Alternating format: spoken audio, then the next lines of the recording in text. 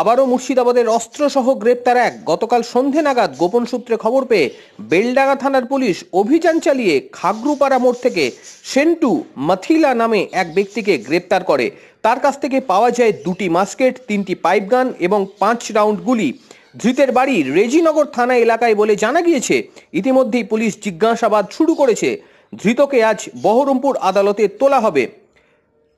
বেলডাঙ্গা থেকে আমিনুল হকের report, NTV WB।